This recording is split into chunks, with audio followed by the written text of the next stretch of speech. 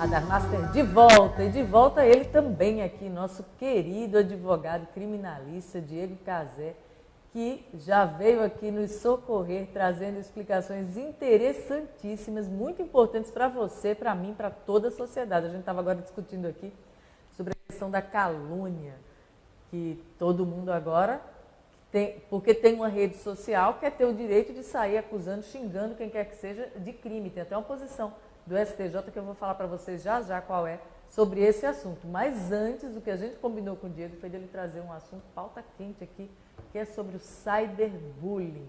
Diego, você está bem?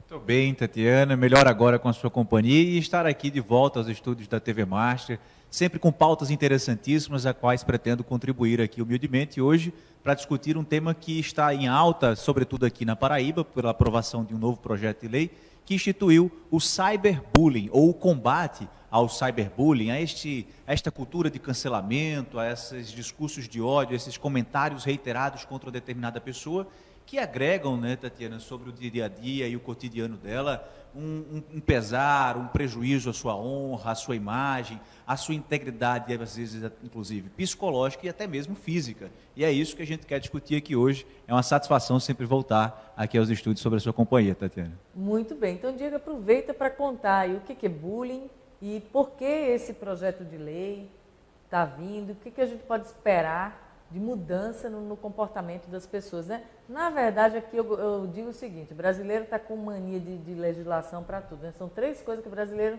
Aconteceu qualquer coisa, o brasileiro quer. Faz meme, grupo de WhatsApp e cria lei. Então, dessas Isso 3 é uma coisas está verdade. difícil da gente escapar. E agora cria lei, por quê? Porque a gente está fazendo o caminho de educar as pessoas por meio da lei. A lei não está vindo para positivar, para escrever um costume, que é como a lei foi criada. Como é que as leis foram criadas? O direito ele era consuetudinário. Ele passava no costume, a lei passava, né, de boca a boca, ela não tinha um ordenamento, uma codificação. Você encontra o mundo prontinho do jeito que você está vendo hoje, e pensa que sempre foi assim, né? Não. Então, primeiro vinham os costumes e as decisões, e depois aquilo dali ficava codificado, era positivado em leis. E agora a gente faz o contrário. Tem uma mosca chata aqui no estúdio, gente. Você não tem noção. E aí, a gente agora está na temática que envolve rede social, essa possibilidade de todo mundo se expressar em relação a todo mundo ao mesmo tempo, sem necessidade de um moderador, sem um editor, sem nada disso.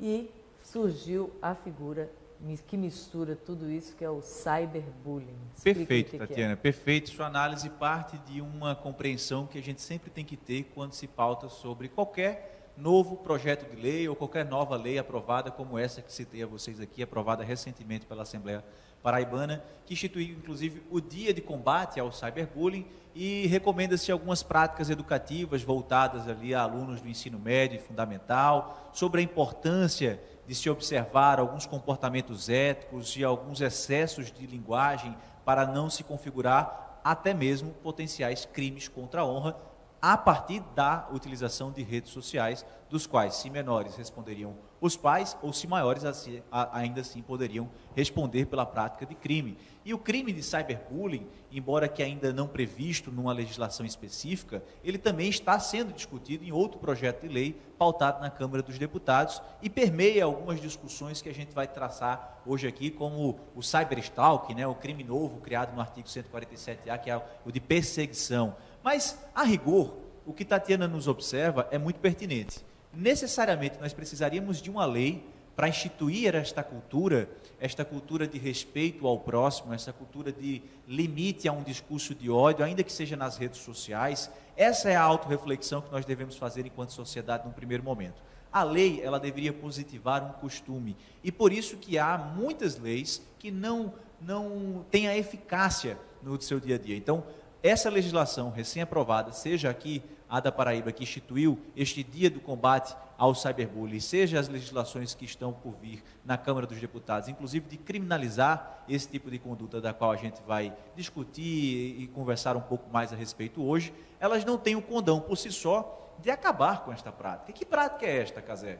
Eu estou falando justamente daquela pessoa que se utiliza das redes sociais, persegue uma pessoa que não necessariamente seja um famoso, tá? Embora que é curioso, Tatiana, que a primeira legislação a que se tem conhecimento sobre esse tipo de crime ou de conduta, que seria de perseguir alguém através de mensagens reiteradas, ele se dá em 1930 nos Estados Unidos por uma perseguição a uma atriz. Era um fã, escrevia reiteradas cartas, essas cartas não tinham por si só uma conotação de ameaça, não se ameaçava a fazer um mal injusto contra a atriz, mas era nitidamente uma pessoa que sabia onde ela comia, que sabia onde ela estava hospedada, que sabia informações que ela, inclusive, não vinha a divulgar e começou a perturbá-la.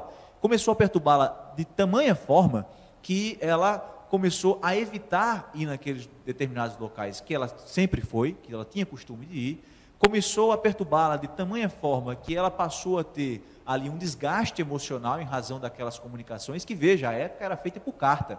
Então eu estou falando de um comportamento social que não é de hoje, mas que agora se amplia, né, que cresce exponencialmente por conta da facilidade. Então foi tipificada essa conduta nos Estados Unidos em 1930, porque fatalmente chegou, inclusive, a haver um episódio de agressão física dessa pessoa, deste fã, a esta atriz, e ele respondeu à época pela agressão em si, mas levantou o questionamento, ora, essa mesma atriz já vinha noticiando sobre essa perseguição, essa mesma pessoa já havia feito registro às autoridades competentes e nada havia sido feito porque se compreendia que aquela conduta não tinha por si só uma lesividade, apesar de ser uma conduta que reiteradamente estava a ofender o que a gente chama de uma ofensa ao bem jurídico, que nesse caso era uma ofensa à liberdade dessa atriz e à integridade física e psicológica. De igual forma, trazendo esse exemplo lá de trás para hoje, o que seria, portanto, o cyberbullying? O cyberbullying seria aquela prática de você reiteradamente estar numa página social daquela determinada pessoa, utilizando-se de uma rede social, a fazer comentários ofensivos, a fazer comentários com a intenção de denegrir ou de diminuir a sua imagem, que não necessariamente tenham por si só a característica de um crime contra a honra. Então não se trata aqui da prática o crime de injúria, que seria ofender a honra objetiva de alguém, não se trata aqui do crime de ameaça por si só, que seria ameaçar de um mal injusto e eminente àquela determinada pessoa. Mas pode ser comentários que isoladamente não configurariam um crime, mas que numa prática reiterada configurariam, a princípio, que hoje nós temos na legislação, o crime de perseguição, né? O crime de stalking, como a gente costuma dizer, e aí previsto recentemente na legislação penal, no artigo 147A, né, que é essa prática reiterada de perseguir alguém com a conotação de diminuir ou de ofender a um bem jurídico, seja a sua liberdade ou seja a sua integridade física e psicológica. E aí, quando a gente para discutir sobre a perseguição, muitas das vezes a gente também está envolto a uma característica de bullying, né? Recentemente a gente vem discutindo isso no âmbito das escolas, às vezes nós temos os nossos filhos vítimas ou até mesmo agressores e não temos esse conhecimento, ou tendo conhecimento não sabemos como nos comportar, né, Tatiana, diante disso. Como lidar com a situação de descobrir que o seu filho pode vir a ser um agressor, uma pessoa que está fazendo a prática de bullying ou ainda sofrendo essa prática de bullying. Acho que a proximidade do diálogo com as instituições de ensino é o primeiro ponto. É isso que Tatiana vem nos alertar. Ora, nós criamos uma legislação para o dia do combate ao cyberbullying. Nós temos projetos de lei que querem criar um novo crime, mais específico do que o crime de stalking do artigo 147. Quer criar o crime do cyberbullying, justamente essa prática reiterada de perseguir e ofender a integridade daquela pessoa através do uso de redes sociais, o famoso haters, né? E se a gente fizer apenas pelo caminho da lei, será que a gente supre essas discussões culturais que estão envolvidas a isso? Temo que não, Tatiana. Temos que discutir sim à luz do direito, mas que enquanto sociedade a gente também reconheça que isso é um problema crescente. Ora, nós temos aí um crescimento exponencial nos casos de suicídio, né, da nossa juventude entre 15 a 29 anos, e é a segunda causa-morte já dessa faixa etária? Será que a utilização das redes sociais, tão impregnada com esses discursos de ódio, com essa polarização, muitas vezes decorrente de um acirramento político, ideológico, não está nos acentuando este quadro? E, enquanto sociedade, discutirmos isso com seriedade é apenas um propósito do legislador, é apenas algo que deve ser discutido pelos operadores do direito? Penso que não, e por isso que estamos aqui trazendo essa pauta para você na TV Master. Cyberbullying, portanto, é essa prática reiterada de estar ali a ofender uma determinada pessoa, diminuindo ou restringindo a sua liberdade ou atingindo a sua integridade física ou psicológica a partir de ofensas reiteradas no uso de redes sociais. Muito bem. Diego, quando não tinha rede social, o que é que acontecia? Como é que funcionava isso? Porque agora tem o cyberbullying, mas tinha só o bullying? O que acontecia com relação a isso? Para a gente trazer para as pessoas aí um embasamento anterior dessa situação. Veja, Tatiana, isso é curioso até culturalmente, porque quando a gente traz o tema de bullying e a gente discute isso com os olhos do passado, é comum a gente ouvir expressões do tipo, na minha época sempre existiu isso, mas não havia essa nomenclatura de bullying. Aquelas brincadeiras de escola, a título de brincadeira, se compreendia assim, pelo menos, de você fazer uma provocação porque a pessoa usava um óculos ou porque uma pessoa tinha uma determinada limitação, seja até uma limitação que lhe remete a uma necessidade especial, né? Era uma pessoa com algum tipo de deficiência, seja física, seja intelectual, seja algum transtorno psicológico, e nós evoluímos para discutir isso civilmente ao ponto de que nós criamos essa nomenclatura, ou importamos essa nomenclatura, e aí há uma dificuldade até de compreensão, né? Porque o termo bullying, né? O termo bullying é um termo norte-americano, e a gente acaba importando isso para o nosso dia a dia, e talvez dificulte o entendimento.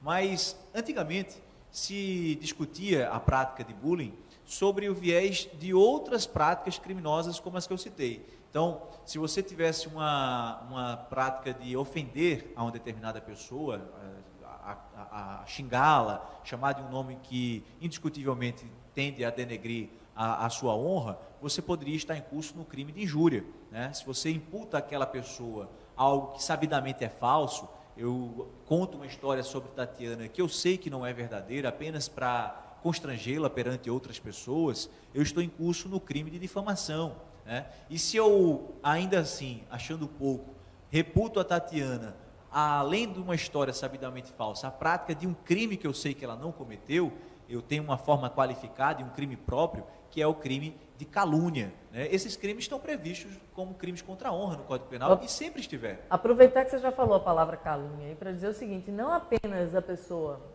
saber que o outro não cometeu, mas, pelo menos, não ter uma certeza tão grande. Não é obrigada a saber, ter a certeza de que não cometeu, mas não ter a certeza de que cometeu e sair por aí espalhando, horrível. E eu tenho uma notícia para vocês aqui que eu prometi, eu até acabei de repostar, Diego, aquela que eu conversei com você, e é o seguinte, pessoal, eu fiz até o reposto da minha rede pessoal aqui, no Instagram, de uma publicação do STJ, que diz o seguinte, a Corte Especial do STJ, por unanimidade, definiu que a retratação da calúnia, vou pedir para o Diego explicar isso para vocês, feita antes da sentença, ou seja, quando já tem um processo judicial e antes do juiz prolatar a sentença, né, antes dele publicar a sentença, dizer quem tem razão, quem não tem ainda no primeiro grau, acarretará a extinção da punibilidade do agente. Eu vou deixar para o Diego explicar isso aqui também. Independentemente da aceitação do ofendido. Independente da aceitação do ofendido. Então, eu vou dar uma traduzida aqui rápida. Se você acusou uma pessoa de ter matado 1, 2, 3, 50 pessoas, se você acusou alguém de ser pedófilo, por exemplo, ou de ser um estuprador, tá? E a pessoa foi lá e te processou. E aí, antes da sentença, você está respondendo o processo andou, demora, pode passar anos, mas antes da sentença, você vai e se retrata. Desculpa, realmente você não é um estuprador, eu me arrependo de ter falado isso, peço que você releve, reconsidere e me perdoe. Aí o juiz fala, tá bom, então você não vai sofrer nenhuma pena, não aqui, tá? Não vai ter castigo para você porque você se retratou. Eu vou comer essa mosca aqui qualquer hora. Se retratou, se arrependeu.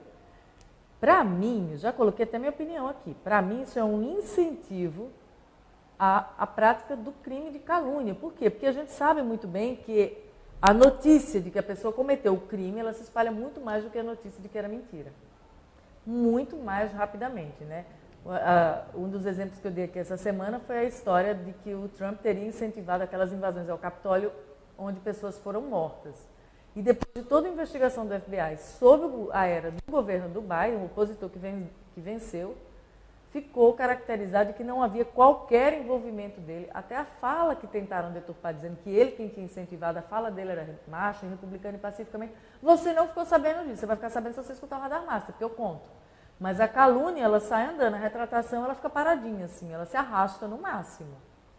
Tem uma máxima popular, Tatiana, que quem está nos acompanhando aqui pela TV Marcha sabe bem, sobretudo no comércio, se costuma dizer o seguinte: um cliente satisfeito, ele conta a 2, 3 pessoas. Agora, um cliente insatisfeito, quando tem algo ali criticar, ele conta a 10. Partindo dessa premissa popular, desse conhecimento popular, imagina a repercussão que não tem quando a pessoa tem a intenção de denegrir a imagem de alguém ou de caluniar uma determinada pessoa. E aí a gente tem que analisar sobre a luz da proporção se uma retratação, como está sendo acolhida aí como causa de extinção da punibilidade, por este julgado do Superior Tribunal de Justiça, terá o mesmo alcance, né? Porque a rigor, para que possamos compreender um pouco desta decisão que Tatiana nos traz, que aflora essa discussão e essa necessidade que a gente está aqui a encampar hoje no debate da TV Marcha. Porque fala-se em extinção da punibilidade. O que significa isso para que a gente possa compreender em termos leigos? O crime existiu, porque houve uma conduta típica, prevista em lei, no Código Penal, que é o crime de calúnia. Ele dota de uma antijuridicidade. O que é isso, Casé? Ele ofendeu efetivamente a um bem jurídico, ou seja, ele atingiu a uma determinada pessoa, tá? Ele de fato, ali aquela pessoa sentiu-se ofendida por aquela calúnia, então ela foi constrangida, ela entre os pares, ela teve alguma situação ali que a diminuiu, né, em sua reputação, em sua honra subjetiva, porque o fato é necessariamente inverídico, né? A calúnia imputa a alguém a prática de um crime que sabidamente é falso, então ela é antijurídica, só que ela não vai ser culpável, porque essa punibilidade, o ato do Estado punir aquele indivíduo por aquela prática criminosa, por esta compreensão recente do Superior Tribunal de Justiça, ela foi extinta. E a causa da extinção, não prevista em lei, por entendimento dos julgadores, neste caso concreto, foi a retratação da pessoa acusada, que é justamente o que a Tatiana nos explicou. É a pessoa que chegou e disse o seguinte: olha, não, o que eu disse antes, né, eu estava equivocado, eu errei, e não foi bem assim, na verdade aconteceu isso e aquilo, e trazer as explicações que forem suficientes para a retratação. Neste ponto, é interessante a gente observar, desconheço o caso concreto, Tatiana, mas que a gente não pode confundir o que é retratação nesse tipo de situação e o que seria o arrependimento posterior, previsto também no Código Penal. Porque você só dizer que se arrepende, mas não dá a retratação devida, ou seja, se eu imputo Tatiana, diz, Tatiana no dia tal foi ao shopping, furtou em uma determinada loja um determinado objeto, eu estou caluniando, porque era por óbvio que Tatiana jamais fez uma conduta como essa, de furto. Eu estou imputando uma conduta de crime falsiosamente a Tatiana. Mas aí eu chego depois e digo, não, eu me arrependo, Tatiana é uma boa pessoa. Eu não fiz uma retratação. Eu tive um arrependimento posterior daquilo que eu disse. Mas eu não cheguei a fazer de fato e efetivamente uma retratação que seria dizer, eu menti, eu faltei com a verdade, porque eu nunca soube de qualquer dia que Tatiana foi e realizou qualquer prática de qualquer tipo de crime, como eu tinha dito sobre a questão do furto no shopping. Então, essa retratação precisa ser bem avaliada para essa causa de extinção. E outro lado, Tatiana, é um caminho que, enquanto sociedade, nós devemos sempre procurar, embora que tenha esse efeito colateral, como você nos alertou, mas fazendo um contraditório aqui, que é o caminho de diminuir a aplicação da lei penal. A gente tem uma legislação penal, acho que uma das mais extensas do mundo, tantas previsões de crime, discutindo tantas previsões de novas condutas, como se crime fosse, e que, a rigor, na prática, não traz a eficácia desejada. Porque o direito ele goza de outros instrumentos que teriam a mesma capacidade aí, ou a princípio uma capacidade prévia que deveria ser esgotada antes de chegar a criminalizar. Do tipo, esse sujeito que se retratou não se deve ser aí excusado de uma indenização por esse sujeito. Então, a pessoa chegou, caluniou uma determinada pessoa, contou um fato falso, atingiu a sua honra e, de repente, não vai responder por crime, porque se retratou. Mas ela não se escusa de uma indenização. Certo tempo atrás, Tatiana, me lembro de um outro projeto de lei apresentado pelo senador veneziano, que era um projeto abolicionista que foi muito comentado de forma muito rumorosa, que pretendia... Vamos combinar uma coisa, você vai comentar desse projeto já, porque a gente vai fazer um intervalo agora, é o tempo que você bebe água, e você vai ficar aí no gostinho esperando para a gente continuar essa conversa que está bem interessante, ainda tem muito mais aqui. Até já.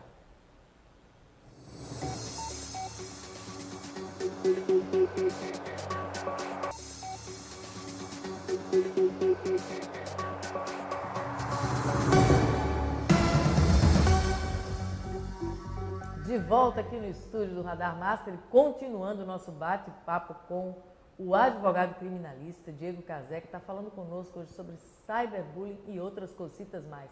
A gente deu uma pausa aqui para o intervalo, Diego, eu deixei você aí na continuação de um assunto. Pode retomar. Isso, muito bem, Tatiana. Eu dizia que, ao mesmo tempo que nós temos essas discussões, tentando criminalizar essas condutas das redes sociais como crime de cyberbullying, projetos de lei em tramitação na Câmara dos Deputados, o projeto de lei recente aprovado sobre o crime de stalking, o 147A, que eu já comentei aqui com vocês, e o projeto de lei que traz não um cunho de criminalização, mas de outras políticas públicas para combater o cybercrime, como um projeto de lei recém-aprovado aqui na Assembleia Legislativa da Paraíba.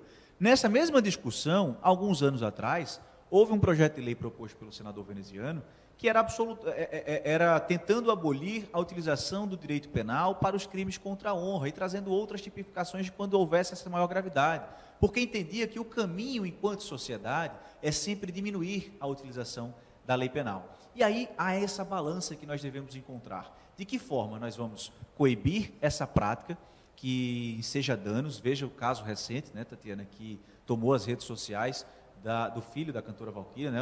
Inclusive o projeto de lei leva o nome, né? O projeto de lei Lucas Santos, que foi vítima desse cancelamento, desse ódio dilatado ali nas redes sociais, em vários comentários reiterados, inclusive de cunho homofóbico, né? E acabou por ensejar que ele, diante dessa pressão desse cancelamento, tirou a sua vida, né? Cometeu um suicídio. Então veja a gravidade desta situação e, em paralelo, a dificuldade de se criminalizar todo e qualquer comentário em rede social que não configure este tipo de situação. E qual é o liame, Cazé? Como é que nós conseguimos encontrar, então, este equilíbrio que você nos propõe entre criminalizar uma conduta que atinja a honra de determinada pessoa, seja por aqueles crimes já previstos, injúria, difamação e calúnia, seja um novo crime de stalking, ou até um novo crime que está por vir, que seria o crime do cyberbullying, ou ainda essas outras práticas que não necessariamente configurem crime. É a mudança cultural, é a gente, enquanto sociedade, despertar para que rede social não é um espaço de ninguém, não é um espaço de impunidade. Todo e qualquer comentário que ali é feito, seja contra uma figura pública, seja contra uma figura política, seja contra uma pessoa comum, ela tem sim o potencial de causar uma lesividade ao bem jurídico daquela pessoa, seja a honra, seja a sua liberdade, seja a sua integridade psicológica, e sim, aquele comentário que você faz ali, seja reiterado inclusive, seja com concurso de outras pessoas, pode configurar crime. Se a gente compreende isso, antes de criminalizar essa conduta,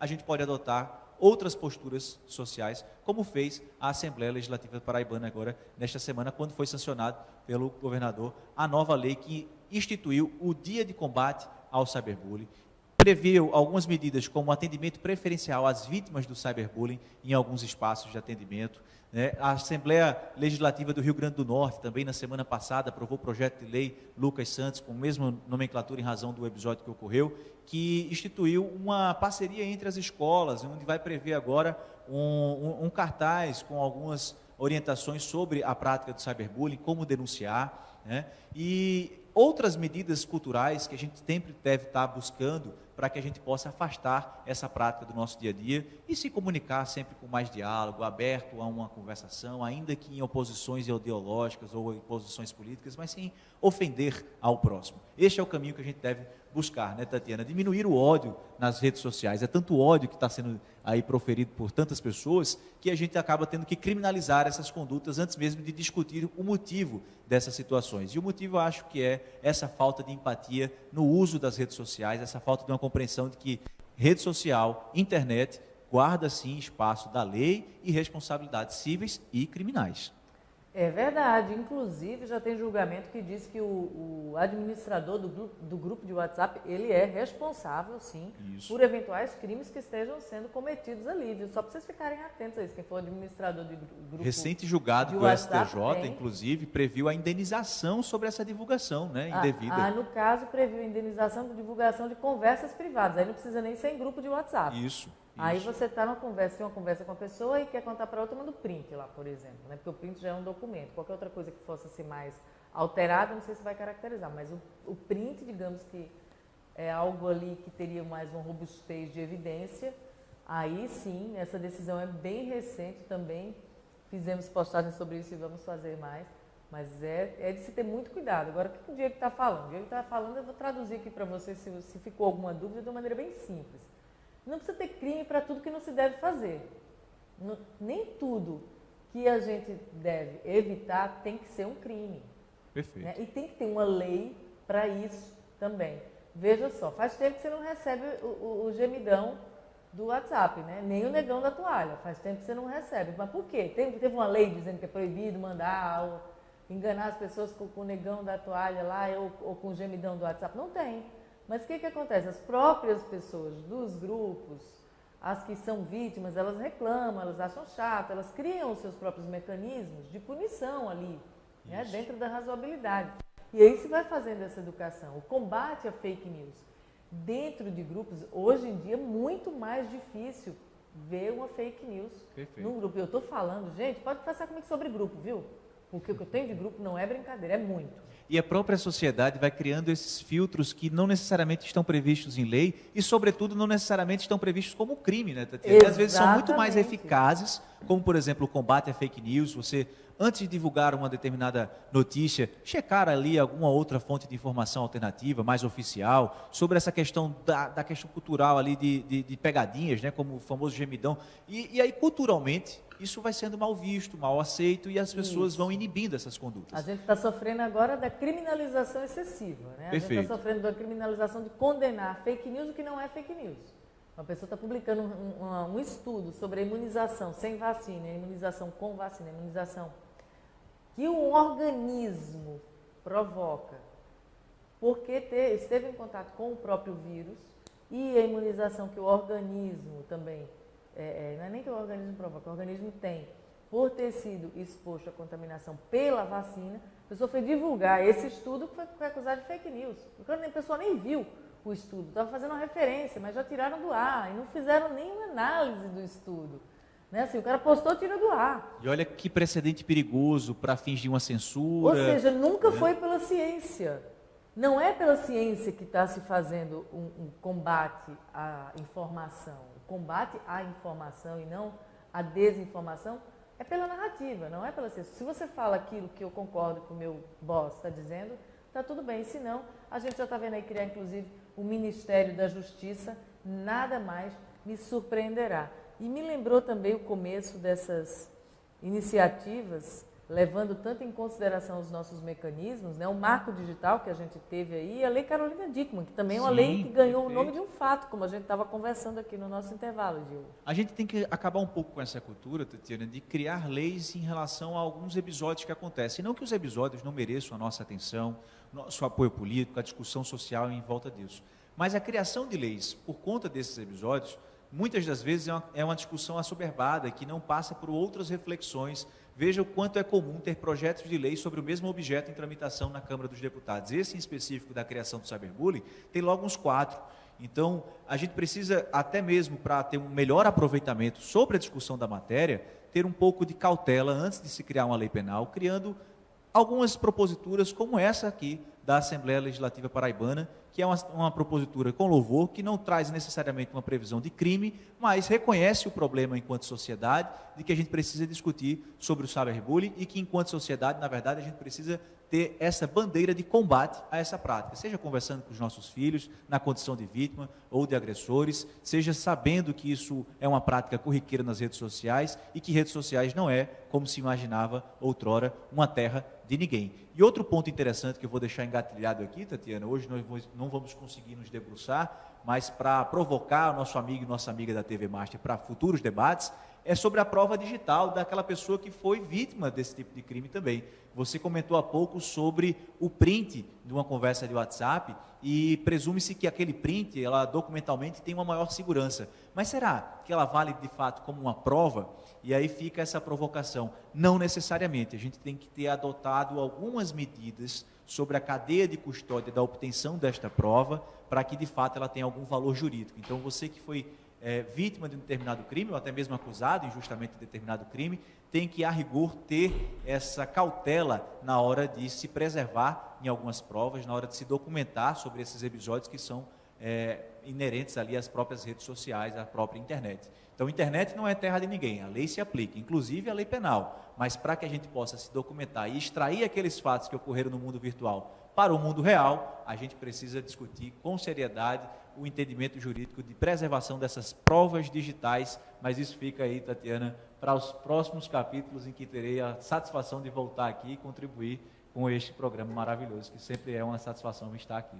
Muito obrigada, Diego. Você sempre, quando vem, nos esclarece muito. É uma presença assim que se comunica muito bem com os nossos telespectadores, assim, com essa sua linguajar jovem, com essa toda a sua jovialidade também, de entusiasmo pelo direito, pela vida, em defender os nossos direitos de cidadão, né? Porque, afinal de contas, a lei é feita para que você que ainda não entendeu, para proteger o cidadão dos arroubos do próprio Estado. Foi assim que veio a lei civil e a lei penal também. Então, ninguém está acima da lei e é bom a gente conseguir explicar para vocês o que é que está acontecendo, quais são as novidades, o porquê, para você também ter pensamento crítico e conseguir aí exercer a cidadania da melhor forma. É isso que a gente vem pedindo aqui. Diego, deixa a tua rede social aí, o Instagram, fala para o pessoal te seguir. Muito bem, nós falamos tanto em redes sociais, né? Então, quem quiser acompanhar, sempre estou colocando algumas dessas discussões e estou à disposição também para o bom e velho debate sobre o direito e o direito criminal especificamente. Estou no Instagram, Diego_Cazé, também nas páginas das redes sociais do escritório do qual sou sócio, Mousalas Advogados. Pode nos procurar, a gente está sempre trazendo essa discussão. E eu queria finalizar aqui, Tatiana, trazendo um provérbio chinês que nos diz o seguinte, né, que há 3 coisas que não são desfeitas jamais: a flecha lançada, a palavra proferida e a oportunidade perdida. E dito isso, que a gente tenha essa compreensão de combater o cyberbullying e de ter cuidado com as palavras que a gente diz ao próximo, para ter sempre empatia pelo próximo antes de nos manifestarmos.